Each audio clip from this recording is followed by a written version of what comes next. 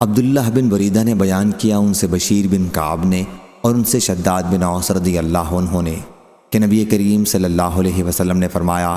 سب سے عمدہ استغفار یہ ہے، اے اللہ تو میرا پالنے والا ہے، تیرے سوا کوئی معبود نہیں،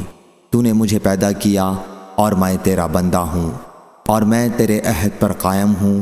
اور تیرے وعدے پر جہاں تک مجھ سے ممکن ہے تیری نعمت کا طالب ہو کر تیری پناہ میں آتا ہوں اور اپنے گناہوں سے تیری پناہ چاہتا ہوں، پس تو میری مغفرت فرما کیونکہ تیرے سوا گناہ اور کوئی معاف نہیں کرتا۔ میں تیری پناہ مانگتا ہوں اپنے برے کاموں سے۔ اگر کسی نے رات ہوتے ہی یہ کہہ لیا اور اسی رات اس کا انتقال ہو گیا تو وہ جنت میں جائے گا، یا فرمایا کہ وہ اہل جنت میں ہوگا،